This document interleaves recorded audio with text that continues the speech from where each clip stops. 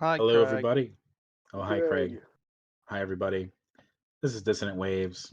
This is season 2, episode 3, episode, I don't know, 18 or whatever it is. We Finally, out here. we've got We're enough doing episodes episodes. to become legal.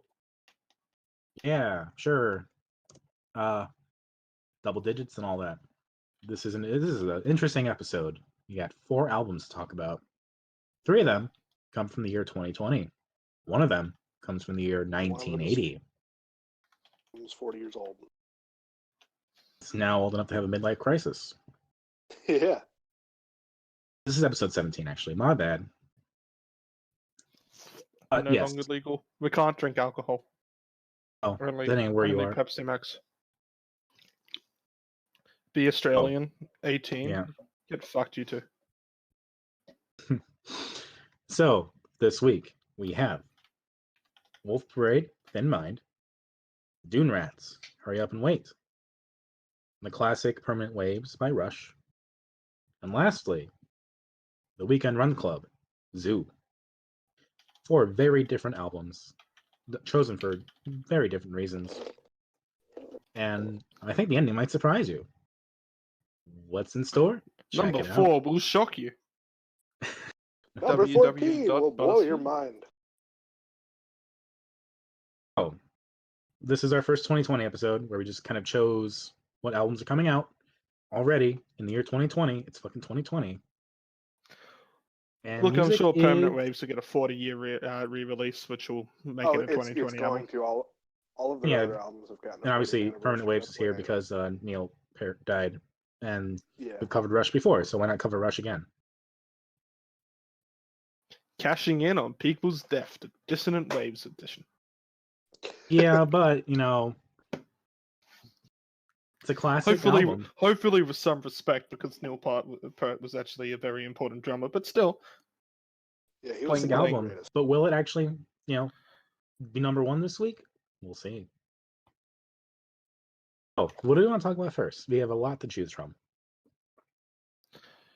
I reckon Wolf Parade first, because I think that's the one that we have the least to talk about. I only listened to this one a few times. I'm going to be honest. I listened to it twice or 3 times. It's the least I've listened to an album from this podcast, I'll be honest. Yeah, I bought the bloody album because I found it at the record shop, and I still did only listen to it like once or twice. Wolf Parade is like an indie band. They've been around for a while. They had some members do some stuff with Arcade Fire, and just their members have gone on around to different bands and done different stuff. And this is kind of like their meeting point. And for an album like Thin Mind, where you think, oh great, you know, a lot of that indie talent is doing their thing and producing music, it ends up being very just boring. Yeah. Trix, you described it as like the white bread of indie rock. This might be the most boring album that I've gone ahead and actually still bought the albums for. You know, I found 2 of their albums at secondhand at that shop plus Thin Mind, so for in total $40 or something. It's like Expo 86 was one of them, and the other one, what is it? At Mount Zuma. Fucking Zuma. Were they any better? I actually preferred listening to At Mount Zuma. I didn't listen to the full thing. I haven't listened to Expo 86, but I think it's 86. I'm just like seeing it from afar here. Yeah, it is Expo 86. I've got it pulled up. This just might be like a little bit of what do you call it? A low point in their career, maybe. I don't know. I never listened to Wolf Parade. It wasn't that the album was bad or anything. It was that it was just too safe to be memorable. Yeah. I mean, is it even safe? It's just so unmemorable. Well, it's songs. Did anything strike you as bad when you listened to it? No. It's from what I remember. Is good. It's like David Bowie meets something. I forget what my comparison was. Arcade Fire. Yeah. Well, I think I wrote it down. Keep talking. Fire, but not as cool. Is that what I actually said? Yeah, it was something like that. Okay, yeah, that's fine. Like, yeah, they got the guy who has like the David Bowie kind of voice, and you think that, okay, that's gonna be cool, and like modern indie, cool, you know, but nothing about it ever just does anything. It's like the rock you'd hear in like a mediocre indie movie. You know what I mean? Like it's inoffensive, it sounds like royalty-free library indie. it's true. But some royalty-free songs are actually good. Yeah, I'm not saying that. Never forget it sounds Kalimba like by Mr. Scruff. it's Lockdown's just a great song. not memorable. Right. Fuck, I'm now because it's royalty free and I can do this. I am now gonna just get Kalimba up. Thank you, royalty free. I don't know if it's just a Microsoft. It's not going to play through Discord because Lockdown isn't royalty free. It's just like a social license or something. I don't remember. But anyway, like I have notes. I took notes for this album, like I do every album, and I don't remember. Oh, I think okay. Forest Green. By the time we got there, I said this sounds like a band J.K. Rowling would put in a book. I just want to point out, I'm getting the song up, but I'm getting it out on YouTube, and fucking hell, the Google Play ad or the Google Mini ad that I get every fucking time, or just whatever it is, it's like a Google Pixel, and it starts off with that. I'm not gonna say it because my fucking Mini will actually goddamn activate like it does every time the ad plays. Where it goes, hey, and now I'm going to just say a couple other words so that it doesn't fucking recognize it. Then goes Google, and then my Mini fucking picks it up 100% of the time. And I just want to say, fuck ads that do that. Yeah, I have a Google Pixel phone, and I totally understand.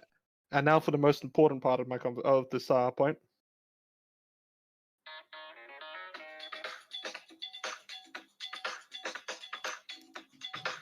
Alright, that's as far as I usually get. Yeah, most of my notes are like, yeah, that title sure isn't those lyrics. Or like, hey, that piano's nice. And then the one song... I will say, like, the lyrics to Under the Glass kind of like took me in the first time because it was all like kind of sci-fi, and it reminded me of the Stephen King book Under the Dome. Just fair, good. They definitely have the references. I've never really looked much into the lyrics of any of these albums actually, so. Don't know if Weekend Run Club has their lyrics up. That's a good question. Probably on their Bandcamp. I'll go search it up. And I will say that it probably has the best album art of the albums we're doing. It has like that old Montreal vibe, but not as cool. Yeah. Yeah. Again, is indie, but boring indie. Worst one is probably Dune Rats, honestly. Yeah. I will say I'm glad I took notes because Wandering Sun has that Blade Runner reference, and that just turned me off to that song completely. So to answer your earlier question, if you go into the Weekend Runs clubs, a Bandcamp, which I'm probably gonna actually buy this album digitally after we're done here, because we'll talk about it more later. But they actually do have all the lyrics up on there. That's cool. I actually I was checking to see if they had a vinyl when I was buying all that shit ton of vinyl, and they don't. Yeah, I think they're only digitally, but we'll go on to that when we get there. For now, yeah. Rules Parade. I'm going to use the word that Trix uses with every album. Blender. It wasn't distinct. None of the songs are distinct enough from each other to really have a standout or anything on here. Everything was too safe. And I mean, you put this on in the background, and it's fine. Probably it's more enjoyable that way because like you have something that you don't hate listening to, and nothing will piss anyone off. They'll say this is bad listening. My ears hate this. But if you go on and say you want to have a listening party where you just listen to the music, you would throw the CD in the trash. Yeah. It's like when we did Japanese Wallpaper, and you told me, just listen to it in the background. It'll be better that way. But Japanese Wallpaper at least had more interesting sounds. It was doing other stuff. That's like, okay, I'm not totally into Japanese it. Japanese Wallpaper was definitely a lot more distinct than this was. Yeah. Like, I want to know, like, how do you make an album like this and then it turns out this way? You know what I mean? Like, is there just a point where you just can't, like, parse how generic it sounds? Like, it just sounds good to you and then they just release it? Like, it might be a case of, like, they had a contract. Well, we got to put something out. Well, I I don't mean, mean we to, got like- all these instruments and we got all these recording studios. I'm not trying to like Let's berate read a the bunch the of band or science like fiction. their ability or anything. Like we said, they are fine with what they do. But to have nothing really stand out and for all just kind of come and go like raindrops on a windshield, to use a certain reference, but not. I could It's, probably get that sound out for you actually right now, assuming it's pouring rain outside. Someone got a spare windshield? just wipe down your window when it rains on it. It'll be fine. Oh, I keep my window open. Because I want my house to flood. This is how you Oh. properly commit insurance fraud. Yeah, so there's nothing else to really say. Well, you don't admit it on a podcast, Ritalin. Yeah, but I don't know my real name. Okay. The Checkmate. movie Parasite, I'm guessing, right? I'm guessing that's where you got the idea. From what? Is it Parasite? That's a whole big thing in that movie. I got no idea what movie you're on about, but I completely agree. Great, yeah, you so should see I- Parasite. Bong Joon-ho is great. So I'm kind of refusing to talk about this album now because I got nothing else to say about it. Nothing was memorable, so I don't know what the fuck I'm on about. White Yeah. bread. This is the ultimate blender album. You know, Trix, you brought this up, and I love you. And you say a lot of albums are blenders when I disagree with you, but this is the ultimate blender album. Yeah. And just for the sake of mixed opinions, I no longer love you. Sorry, but Oh. you can only have one out of two parents love you at a time. As normal, I'm used to it. Don't remind me.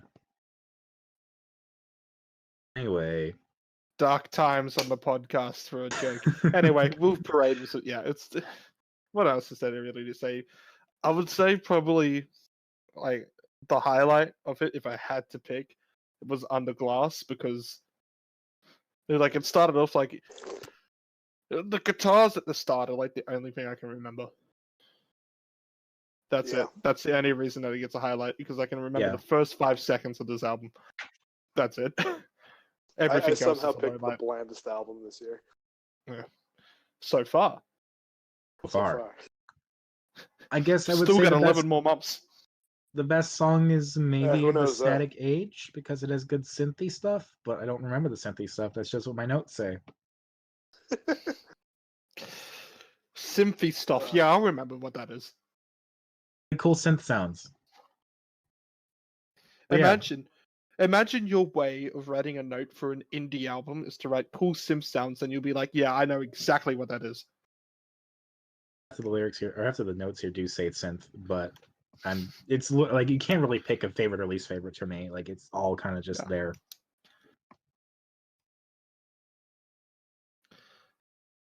Since you picked it, what about you? Am I right? Yeah, I don't think Trix has anything to say for his favorites or least favorites. The Korean or the Blender is going to come out here. Okay, so let's talk about your Yeah. other album, Permanent Waves. Okay, Save us. Permanent Waves. Almost a Dissonant Waves. But yeah, classic prog rock album. Spirit of the Radio is a good song. I got to see that live. I think the live version is better than the studio, from what I've heard. Like, from the versions that I've heard live and the studio, I think I prefer the live version. Yeah, so after the Cygnus saga we went through, I wasn't sure if I'd actually like Rush because I never really listened to Rush. But I was surprised by how much I actually dig this album. Yeah, this is one of their better albums. Like Spirit of the Radio and Free Will for me are just too played on the radio to really have an opinion about. It's like trying to talk about Helena by My Chemical Romance. I've just heard it too many times to ever actually say anything. But That's right. The only My Chemical Romance song that got overplayed in Australia was Sing, so we all wanted to kill ourselves. you know, like I like Jacob's Ladder. I like Different Strings. I thought there was a lot of interesting stuff on the album that wasn't those two songs. So I'm glad it wasn't just front loaded. Yeah, there's a lot of like space explored on them. For the chorus, of course. Like you got Spirit of the Radio, which is kind of more of like a reggae kind of vibe, like with breakdowns, like. Hmm.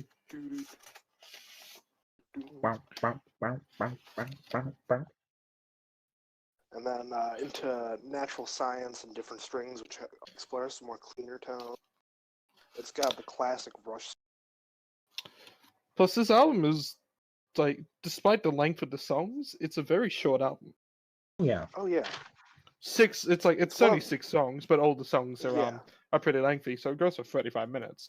It's not their shortest album with the amount of tracks, but it's. Isn't I was gonna say, wasn't Hemispheres shorter? But Hemispheres might actually be like a couple seconds longer. Hemispheres has 4 songs. Yeah, but like the first one on there goes for like 20 minutes. It's 20 minutes, 3 minutes, 3 minutes, or 3 or 4 minutes for both of those, and then it ends with a 10-minute. Which is the most Rush album you can probably think of, actually. And this also is pretty good up. This is also pretty up there because this is like peak Ayn Rand Rush as well. Yes. Actually, like Free Will and stuff. Oh yeah.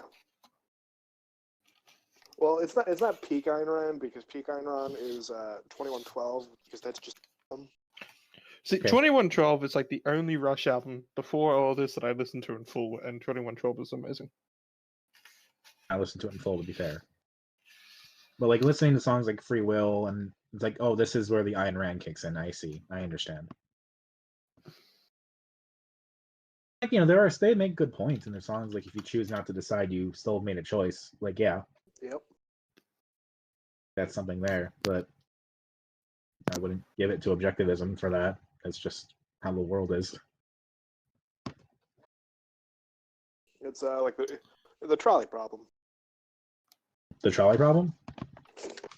Yeah, if there's one person on one track and 4 on the other, and then you move that one person over to the side where there's 4 people, so now you have 5 on one side, but on the side with no people, there's a loop-de-loop. No, sorry, it's a loop-de-loop on the side with the 5 people, and then there's one with 0. So either you can kill 5 people and it'll do a loop-de-loop, or kill 0 people, but it won't do the totally sick loop-de-loop.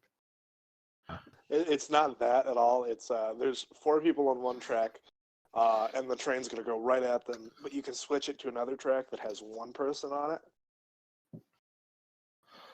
Oh yeah. And the whole thing is, if you pull the lever, should you be guilty for killing like the 1 person or something like that?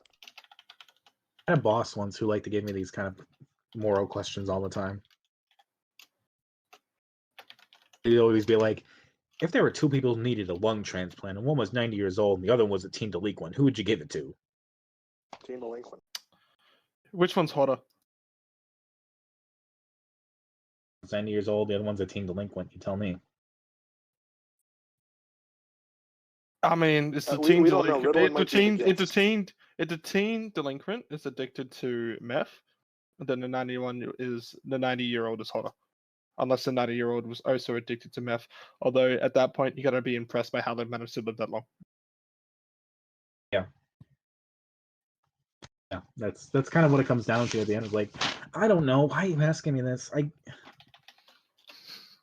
Yes. I'm just trying to talk about a Rush album here, and you're wondering who I'd kill. Just trying to ride a car with my boss and just throw these questions. Oh God. He decided he was gonna kill 4 people, and I said if you go the other way, you only kill 1. Turns out he was a homicidal maniac. Multi-track drifting. Yeah, that's the true answer. There's my favorite is like the video of that where someone's trying to explain it to the kid, and then the kid just moves the 1 person to the other side with 5 people and then runs over all 5. I've seen that one. The true solution. So yeah, that's what Free Will is about. It's about choosing all 5. Yeah. Thank you. Yep. Choose everybody. You still made a choice. I mean, there's no greater free will than committing genocide. Oh wow. Okay. People are gonna be listening to this. I'd also like I don't want to scare them away. Look, what I time didn't say signatures? I didn't say we're going to kill the people who were listening to us. Those are the people that are going to survive. Sorry, We everybody. just shout, "Do you listen to Dissonant Waves?" No, And then who? kill this one. I'm so sorry. What were you saying? What time signatures? This thing, this album has just weird time signatures all over it, but Yeah, actually, I'm going to check out the Spirit of Radio time signatures actually, because I feel like that one's had many changes in it. like Free Will Get had a at least one. 13/4 part and a 15/4. Wow. Let's see.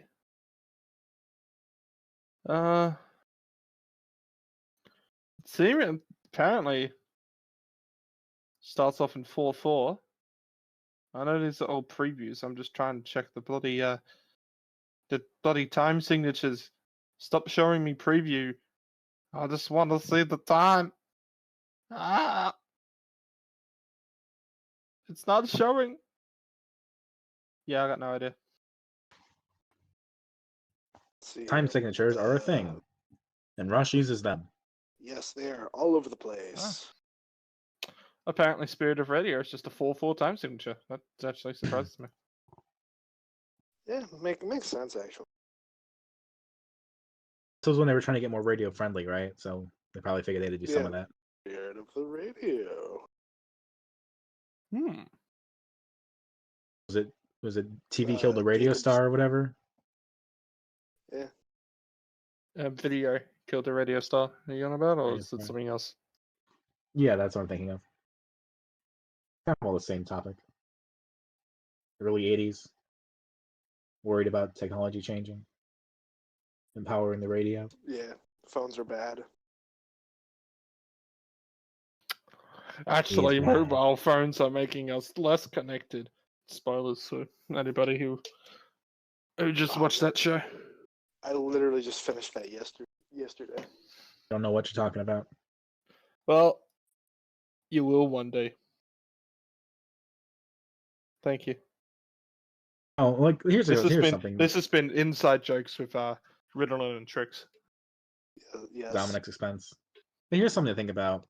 So, this album came out in January 1980, like January 14th or something like that. Imagine ringing in the decade with this. Hmm. This is what 80s music sounds like now. This is pure 80s. Mm-hmm.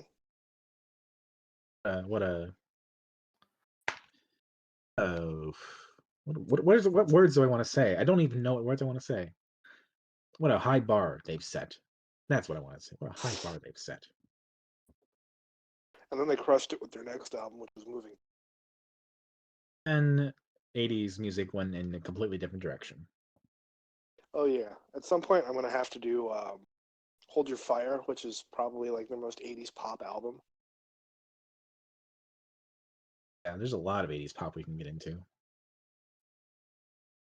A lot of 80s in general, because believe it or not, the 80s are a popular decade with a lot of different things going on. Yes. Do you know the 80s? Aren't the 80s Hmm. cool? What's the 80s? Oh, have you seen Stranger Things? Yeah. I get all It's like my that. information on history by watching TV shows from the Just past like 5 that. years. You know, Finn Wolfhard, he's from the 80s. He can tell you. I've actually gotten all my information about Rush from watching the show Chuck. Thank you. That's like when that movie The Turning came out a couple weeks ago with Finn Wolfhard, and it takes place in the early 90s. How do you know? Kurt Cobain dies at the beginning. Yes. Yes, what do you think about when you think of the 90s? Suicide! Suicide! Isn't it Shotgun great to how- the head. Yeah, just easy way to set your movie somewhere. Kurt Cobain is dead. Have some Nirvana around your soundtrack. That's a great way to say it. Open up. What's the most popular thing from the 90s? It was apparently Kurt Cobain's death. How else are they gonna know it's the 90s? Yeah. Should we yeah, have a Happy New Year entrance, like a montage? That Kurt Cobain killed himself. Ah, shit. 90s and the new 80s, and Finn Wolfhard's going to be there for both of them. Also live in the 2010s and the 2020s. He's a time traveler, that man. You ever seen a video of Finn Wolfhard with playing at the Mac DeMarco concert? No. I haven't. Pretty sure he plays "Freaking Out the Neighborhood," but it could have been another song he's doing. You good? Yeah. I mean, if people forget that Finn Wolfhard, I think he's one of his first big breaks was being in the music video for Pup's Guilt Trip. I think I know that, yeah. I mean, He now was in he's the collaborated with music Weezer. video for Danny Don't You Know by Ninja Sex Party, and he looked like he did not know how to play guitar at all. No, he actually does. Like, there's enough videos of him actually playing guitar out there. I think he was in a Yeah, but band by just that time that video came out. Hmm. Maybe he was just acting. Well, the movie I rewatched yesterday was Scott Pilgrim versus the World, and there's a very interesting behind the scenes talk about where they talk about them learning instruments and everything like that. And Michael Cera was the only one who knew how to sing and play his instrument.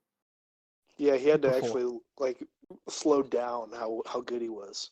Yeah. Well, when you're making Scott Pilgrim, you gotta do everything for the art.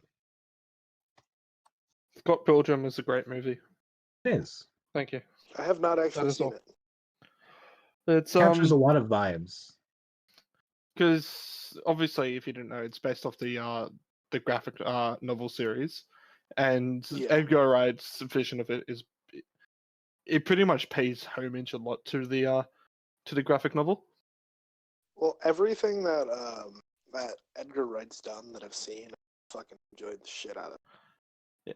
Well, it was like the perfect movie for Edgar Wright to be a part of because it was pretty much about music and video games, and then it was a little bit artsy. That's an Edgar Wright movie right there. I've seen some of the details, like how on the amps in like the beginning of the movie say "crappy brand," and the amps on the end of the movie say "awesome brand" or something like that.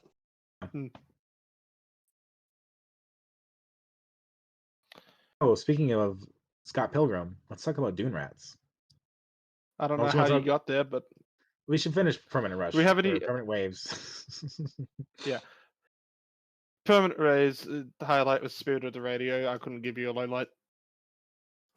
I liked Different Strings and Jacob's Ladder a lot. I don't really have a low light. Natural Science is my favorite this album. Okay. And now, Dune Rats time, baby. So Dune Rats versus the world. Yeah, Dune Rats have come out with their crazy third album, and it's probably their most matured album to date. It's definitely their shortest. Third? And look, I'd say it's their best album, but it's not because of the high quality of this album. It is because a lot of their other albums haven't aged too well, and I do think there's not much evolution in the sound or anything like this, nor is this an album that I think any of us are going to consider the best, one of the best albums of the year. Right. But it's a fun album. There's some fun stuff in here. I did enjoy it. I mean, the opening was literally a voicemail that they got from a fan. I'm pretty sure they just exchanged phone numbers to hang out and smoke weed because that's all Dune Rats do. Boy, if you think I'm joking, just go on Dune Rats YouTube, and that's literally all they do. And then they make a whole song about it. Yep. If my bong could talk. Thinking about Bobby D, but yeah. Oh yeah, and I was talking about the weed part. Yeah, and the Bobby D, but because the voicemail ends with crazy motherfuckers, so they just sing for a minute and 40 second crazy motherfuckers. He says mad motherfuckers. They say crazy motherfuckers. Yeah. They take his words and they twist to make it sound better, like they're true artists.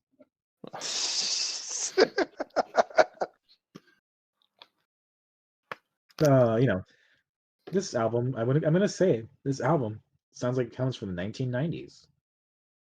Yeah. Not too right. It is very influenced and Obviously, the genre of this is pub rock. That would be pretty obvious for anyone that's seen the track listing, because the last song is literally called "Mountains Come and Go, but Aussie pub rock lives on forever." And it definitely has a lot of inspiration from acts around the 90s, like the Cosmic Psychos was a big one that came around there. We had another.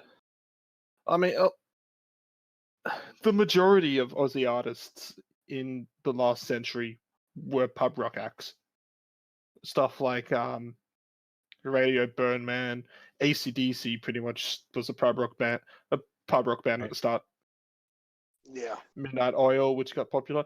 Hell, even the Wiggles, you could consider their early stuff to be Yeah. pub. Back when the Wiggles were the Cockroaches. Yes, Oh, yes, okay. yes. Even though that was a lot more poppier, but still. So, pub rock is one of the biggest genres in Australia because it never really quite hit overseas. Right.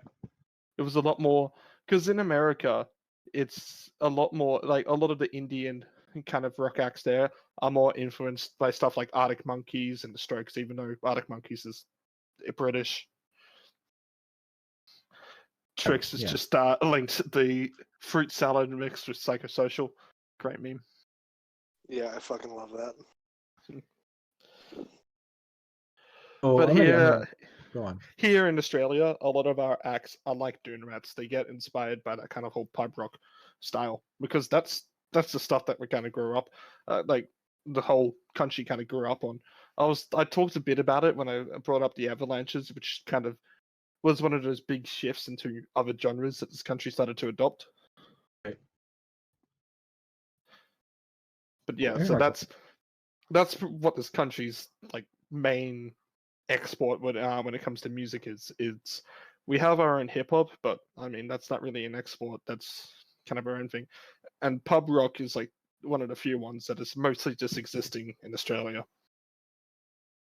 Oh, if you had to pick one of these songs to be on a new Tony Hawk game, which one would it be? Probably No Plans. Okay. Crazy is probably a bit too heavy. Whilst I feel like No Plans has the more skater vibe to it. Yeah. It's one that would never make it, but I think If My Bong Could Talk would be the perfect vibe. Mm-hmm. That just sounds like a Tony Hawk song to me. I wish it would be one, but it's too much. But like even still, the other one I needs a think mini that would soda have to it probably a hit chance sometime. actually is the collaboration on this one with where is she from? I think she's from Brooklyn or something. I thought she was Australian. K-Flay. I don't know. K-Flay's American. Oh yeah, okay. I'll double check this now. I'm literally just going up into her Spotify American singer. profile. Yeah. American Illinois. singer. Oh, okay. Wow, well No, met. Okay. Yeah, I think it's Wow. My state. Okay. That's fine. Oh, nominated for some Grammys. Wow. K-Flay is a lot more popular than Dune Rats are. I've Yeah. never heard of her, so okay, that's fair. Stupid as Stupid Does is like the only other one I could probably see in a Tony Hawk one. Because it is a lot more pop punky. Yeah, I don't know if I'm kind of surprised that someone like this famous like K-Flay would like go on a song like that because she doesn't really do much on her own in that song. K-Flay has a lot of popularity in Australia actually. Okay, that makes sense then. Songs like Blood in the Cut and High Enough, both they didn't make hottest 100s, but they made hottest 200s in Australia in consecutive years. So, plus she has collaborated with a couple other Australian artists. One of the big ones she did was with Slumberjack, which is kind of like this trap artist that we have here, when they did a cover of MIA's Paper Planes. Slumberjack? Yeah, Slumberjack. Good name. We're going back onto the more important part, the Dune Rats album. I mean, there are a lot of songs that have actually like grown on me as like the song as a standout on its own. Like songs like No Plans and Rubber Arm have grown on me as songs. And they do fit with each other in this album, but this album in a whole still feels kind of missing at times, sometimes just a bit Yeah. average. Yeah. There's some highlights of it. I think it's a good album, but I don't think it's a great album. It's fine. Like it'll No. stand in their repertoire and be fine. And Rubber Arm, cool highlight for sure. yeah, Rubber Arm, No Plans, and Crazy are like just like they were all the singles, yes, but they're definitely all the highlights. I'd probably say Crazy is probably my favorite off this album. I think I put that in like 67 or something in my end of year list last year anyway. I really like the skids. Stupid as Stupid Does is cool. Plus, the big part about songs like No Plans is that they have all this kind of talking that happens within the song, which is kind of like a whole.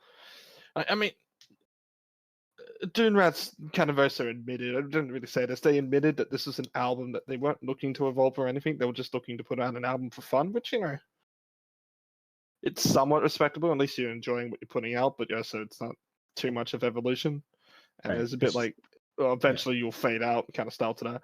But No Plans does at least have a fun mockery of that kind of whole thing, whereas you have the them mocking all the people who don't really quite understand that they're just a bunch of friends having to have fun. So, you know, it's the whole my brother knows how to play guitar, he can play Jack Johnson line that happens in there. Right. It reminded me of Algiers has a song called "Can the Sub Bass Speak," and that song is kind of like that taken to an extreme of like going after all the critics of Algiers and how their styling is. It's like, yeah, I guess artists are kind of into like that meta commentary of fans and just the people that they interact with, like not getting it and not maybe wanting to understand what they're really about. Here's a question I have. Can you tell me what the difference is between just punk and pub rock? So Punk has to be political. That's my punk is a lot more angrier of a sound. And Okay. I also feel like it has to have a political edge. Pub rock is actually more closer to pop punk than it is punk. Okay. But a pub rock usually doesn't have too much pop sound in it. It's just not as angry and less political. I see.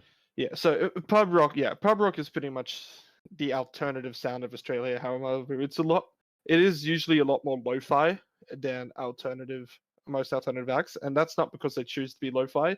That's usually just because of the production value. Right.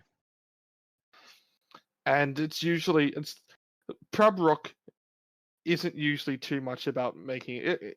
There are a lot of artists that would consider to be a lot more pub rocky in Australia that were definitely political, like Midnight Oil was definitely political. I mean, the lead singer of that was actually in our government for 3 years. Never forget Peter Garrett. But sometimes it's also just nonsensical music, and most of the time it's just about writing a song that's supposed to rock and not caring about anything else. And sometimes it works, sometimes it doesn't. Yeah. So it feels like pub rock is kind of like that genre that you can just keep milling stuff out if you really wanted to. Legit. So have you ever been in a club or like a hotel or something like that, like a restaurant hotel, and they have some artists like three-piece band out there just playing some rock tunes that are somewhat fast-paced, but kind of also a bit more like they sound like they're from the 70s or something like that. Sure. And you don't really understand what they're saying, but they're kind of cool. Anyway, that's the sound of pub rock. They just became really popular in Australia. Well, it's because where pub rock kind of gets its name from, and I mean, this is an important thing to kind of talk about when there's a song called Mountains Come and Go, and Aussie pub rock lives on forever on this album.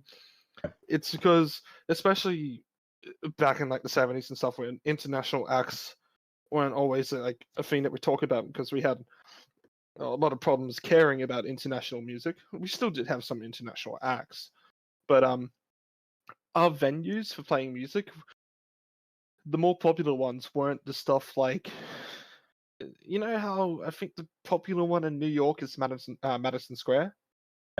Hmm. Yeah, we didn't back then. It wasn't venues like that where all the artists would come out and we would have these big plays. Now we had some venues like Horden and stuff like that, which are kind of big. But the main way that artists would tour would there would be go to pubs that were kind of like the big pubs because everybody would be there kind of on the weekends anyway, getting drunk till 2 a.m. anyway. So they figured have the gigs Hmm. there. And Okay. a lot of unknown acts and stuff like that usually started off touring like that, and then major acts kind of kept doing it. So pub rock kind of got its name from literally artists playing their rock music in pubs. That was just like a way people could live. They get to sustain themselves off that. That's just the Australian music scene in the 70s and 80s and a bit to the 90s. Obviously, it's become a lot different now because we're a lot broader. Everyone's a little bit more connected internationally when it comes to music. Back then, when that wasn't really the case, it was all the music was happening in pubs, Right. and that's where pub rock gets its name. This has been music theory with Ritalin. I think you Less bring a music lot of theory, class more to this theory podcast. about music. Although they weren't always talking about weed. I think back then they were just more comfortable talking about beer. This is more just a modern version of that. We were ahead of country musicians. Who would have guessed? Yeah. I'm a country Oh. musician. I have a pickup truck, and I drink beer, and I slap my wife. Except for the like the classic Dolly Parton, Johnny Cash stuff, of course. I was more talking about the modern country. Yeah. Anyway, I would say So- my favorite of this album is probably Crazy. It's probably the heaviest one on here, but it's definitely like for an album where it's supposed to be kind of like music to kind of mosh to and like have that pop rock style. Crazy is definitely the hardest hitting and the funnest one off here.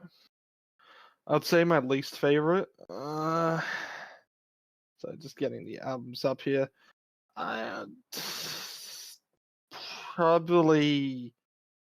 Probably either Patience or Bad Habits.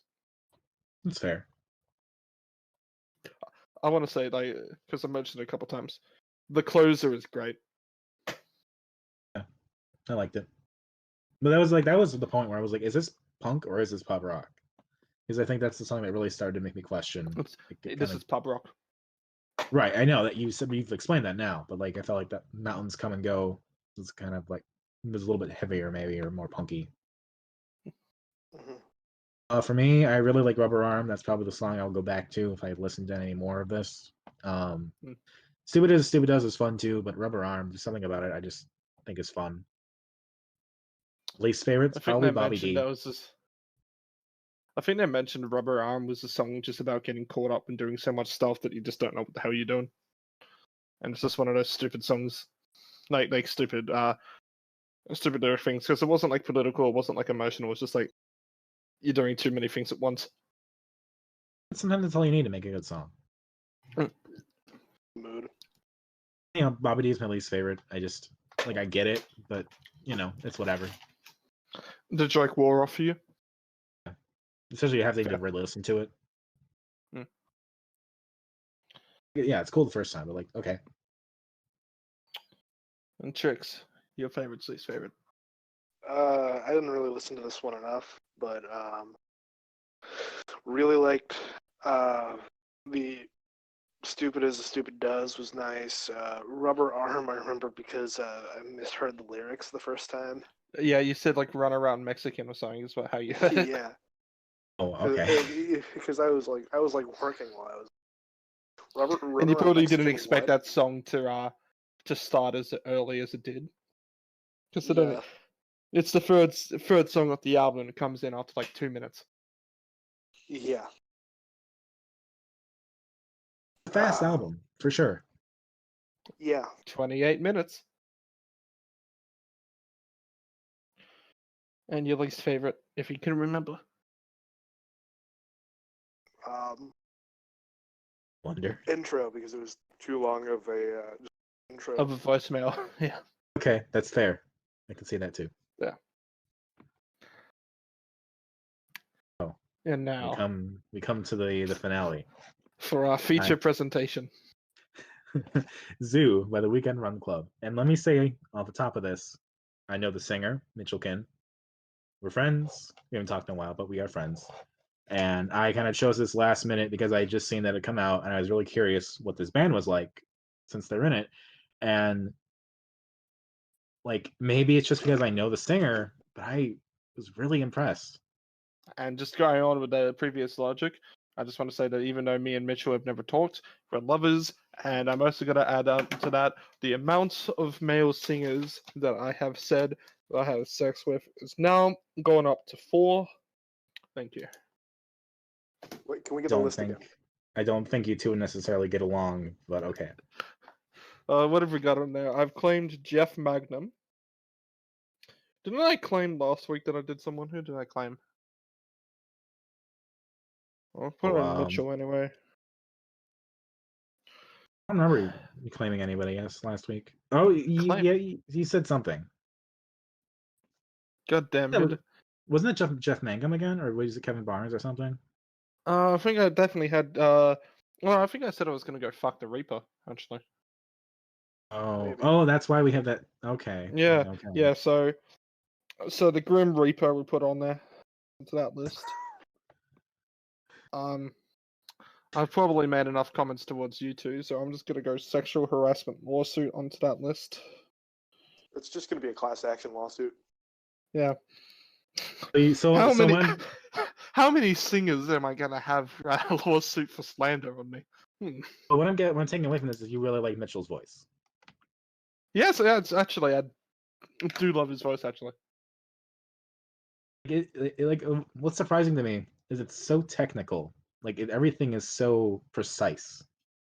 And in like a genre like kind of like alt rock, folk, like kind of like the things that they explore, a lot of times it's not so perfect. A lot of it's more smooth and natural.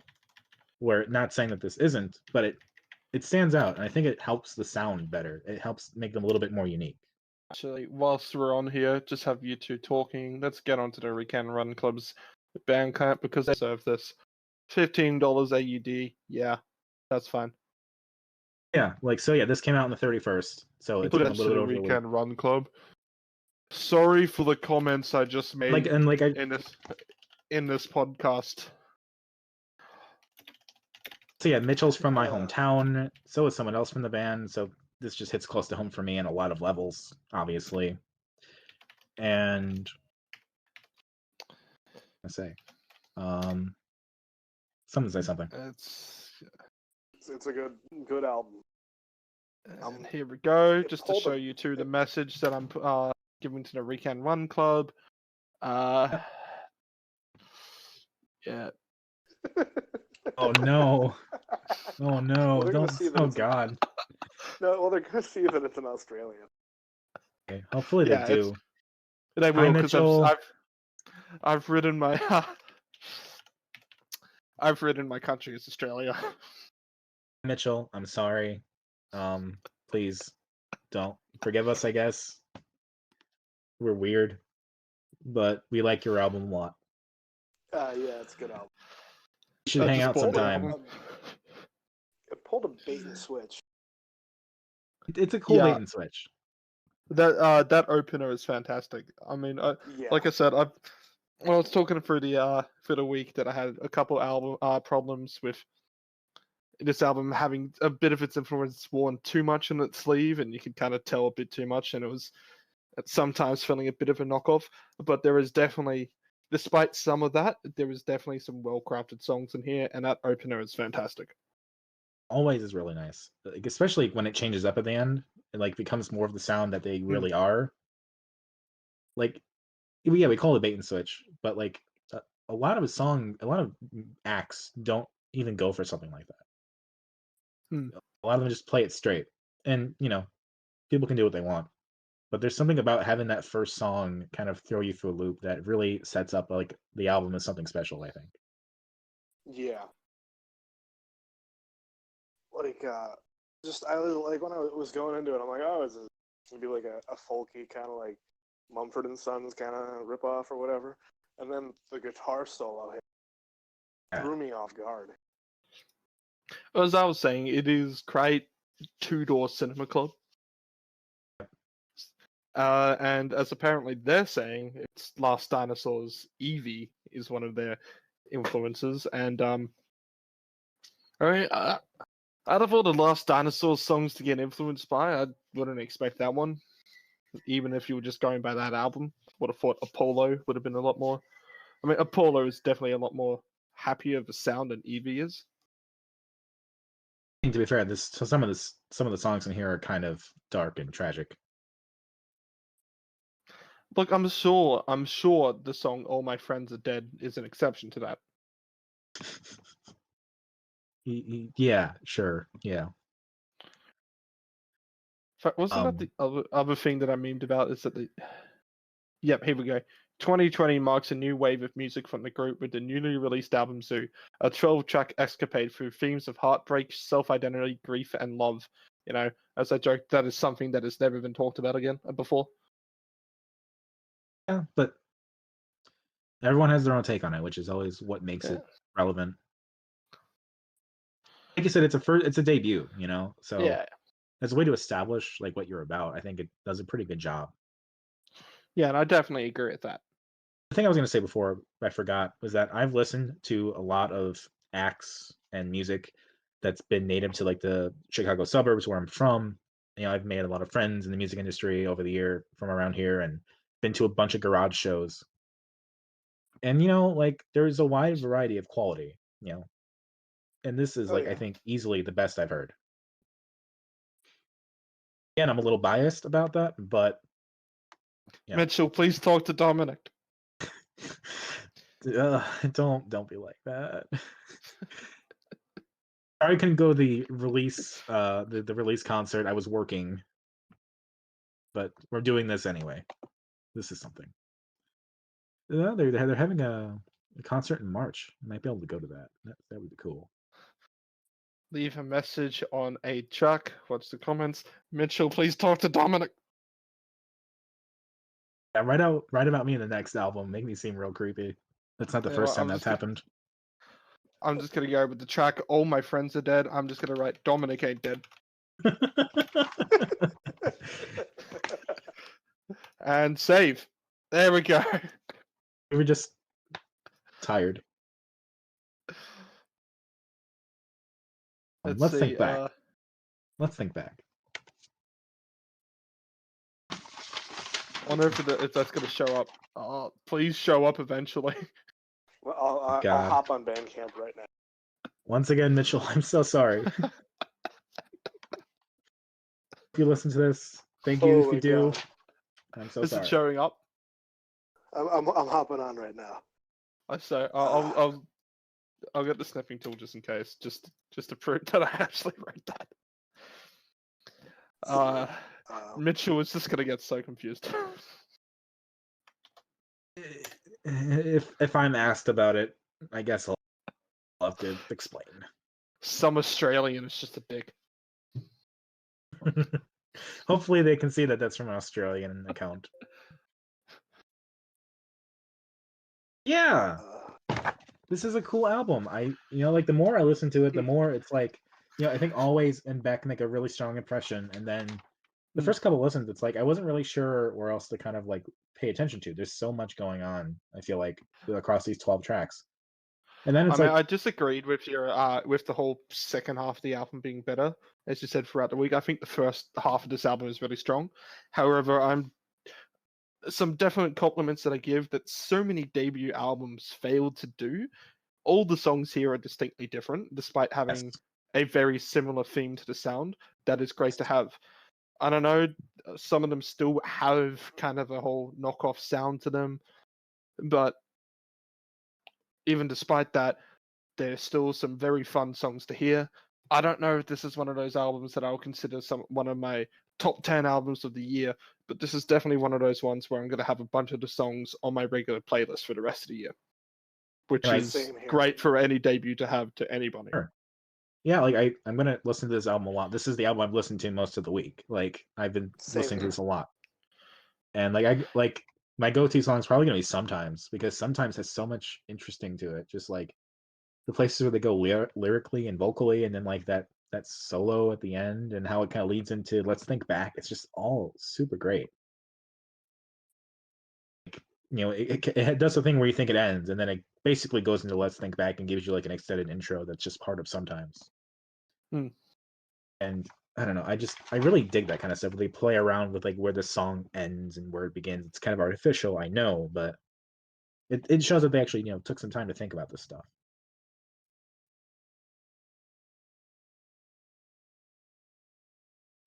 Anything else that we got to say about this album, or should I keep just bullying Mitchell here? It's just a great album. It feels good to have someone on the podcast that just bullies the artists. That's one way to get recognized in the music industry. Bully everyone.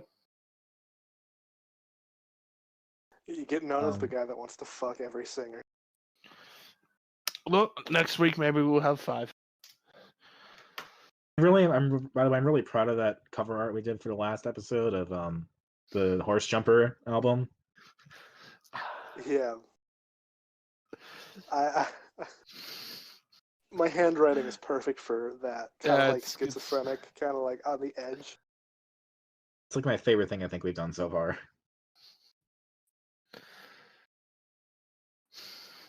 Oh, shit, I forgot to You guys are making fun out of me.